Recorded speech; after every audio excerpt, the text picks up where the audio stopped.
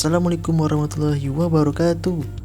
Halo semuanya, perkenalkan nama saya Eli Chandra, NIM 4201813074. Saya dari kelas 5E AN, Program Studi D4 Administrasi Negara, Politeknik Negeri Pontianak. Dalam video ini saya akan menjelaskan mengenai pajak daerah dan retribusi daerah atau PDRD. So, jangan kemana-mana ya. Selanjutnya kita akan membahas terlebih dahulu dasar hukum yang mengatur PDRD. Pertama, Undang-Undang Nomor 18 Tahun 1997. Kemudian dirubah dalam Undang-Undang Nomor 34 Tahun 2000. Selanjutnya diganti dengan Undang-Undang Nomor 28 Tahun 2009. Nah, dari tadi saya menyebutkan kata pajak daerah dan retribusi daerah. Apakah teman-teman sudah tahu apa itu pajak daerah dan retribusi daerah? Nah, di sini saya akan menjelaskan pengertian pajak daerah terlebih dahulu sebelum lanjut ke pembahasan berikutnya. Pajak daerah. Pajak daerah adalah kontribusi wajib kepada daerah otonom yang terutang oleh orang pribadi atau badan yang bersifat memaksa berdasarkan undang-undang, dengan tidak mendapatkan imbalan secara langsung dan digunakan untuk keperluan daerah bagi sebesar-besarnya kemakmuran rakyat. Selanjutnya, pengertian retribusi daerah. Retribusi daerah adalah pungutan daerah sebagai pembayaran atas jasa atau pemberian izin tertentu yang khusus disediakan dan diberikan oleh pemerintah daerah untuk kepentingan orang pribadi atau badan. Jenis pajak daerah dan retribusi daerah. Pajak daerah terdiri atas pajak provinsi dan pajak kabupaten.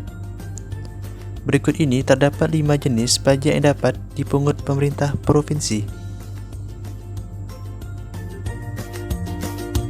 Dan terdapat 11 jenis pajak yang dapat dipungut oleh pemerintah kabupaten atau kota.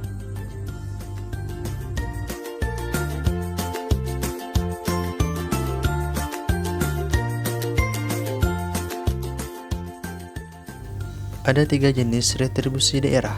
Pertama, retribusi jasa umum. Yang kedua, retribusi jasa usaha.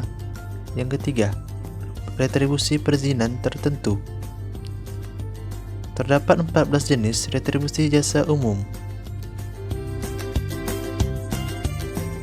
Kemudian, terdapat 11 jenis retribusi jasa usaha. Dan yang terakhir, terdapat 6 jenis retribusi perizinan tertentu.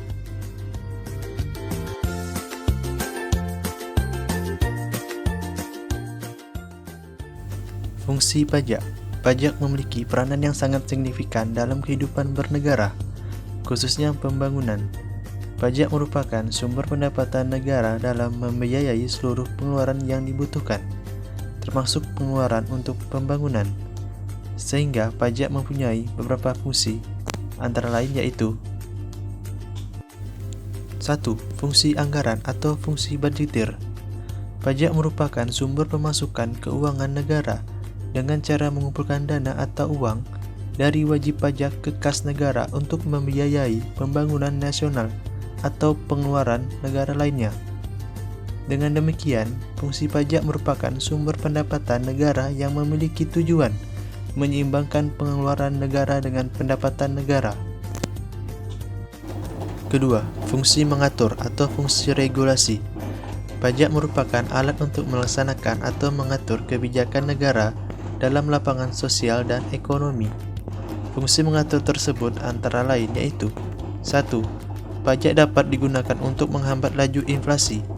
2. Pajak dapat digunakan sebagai alat untuk mendorong kegiatan ekspor, seperti pajak ekspor barang. 3. Pajak dapat memberikan proteksi atau perlindungan terhadap barang produksi di dalam negeri. Contohnya pajak pertambahan nilai atau PPN. 4. Pajak dapat mengatur dan menarik investasi modal yang membantu perekonomian agar semakin produktif.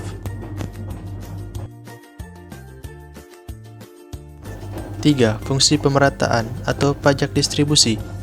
Pajak dapat digunakan untuk menyesuaikan dan menyeimbangkan antara pembagian pendapatan dengan kebahagiaan dan kesejahteraan masyarakat.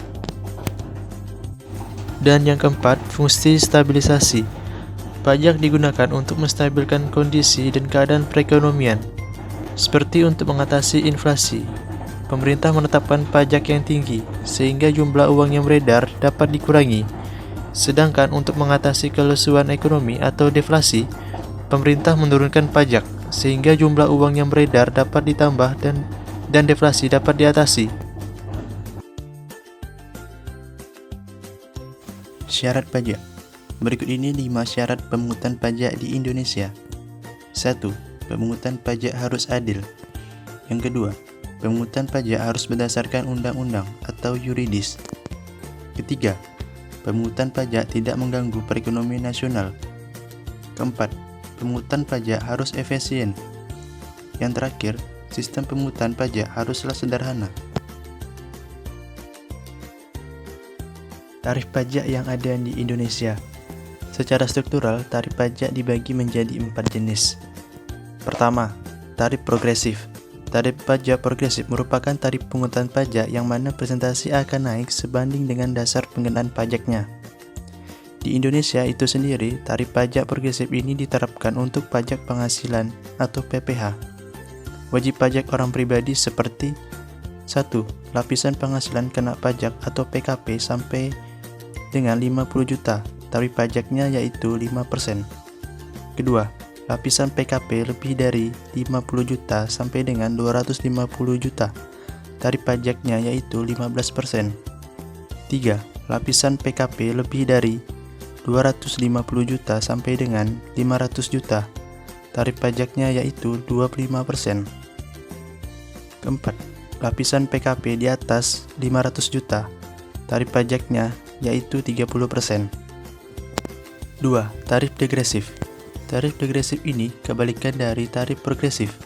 Artinya, tarif pajak ini merupakan tarif pajak yang presentasinya akan lebih kecil dari jumlah yang dijadikan dasar penggunaan pajak tinggi, atau presentasi tarif pajak akan semakin rendah ketika dasar penggunaan pajaknya semakin meningkat. Jadi, jika presentasinya semakin kecil, jumlah pajak terutang tidak ikut mengecil, melainkan bisa jadi lebih besar karena jumlah yang dijadikan dasar penggunaan pajaknya semakin besar. Ketiga, tarif proporsional. Tarif proporsional merupakan tarif yang persentasenya tetap meski terjadi perubahan terhadap dasar penggunaan pajak. Jadi, seberapapun jumlah objek pajak, persentasenya akan tetap. Contohnya yaitu pajak pertambahan nilai, yaitu 10%, dan PBB 0,5% dari beberapapun objek pajaknya. Keempat, tarif tetap atau regresif. Tarif tetap atau regresif adalah tarif pajak yang nominalnya tetap tanpa memperhatikan jumlah yang dijadikan dasar pengenaan pajaknya. Tarif tetap juga dapat diartikan sebagai tarif pajak yang akan selalu tetap sesuai dengan peraturan yang telah diberlakukan, seperti bea materai dengan nilai atau nominal sebesar 3.000 dan 6.000. Kita sebagai generasi muda seharusnya menjadi generasi yang sadar akan pajak. Salah satunya belajar apa itu pajak daerah dan retribusi daerah. Sekian video dari saya, semoga bermanfaat untuk teman-teman semuanya.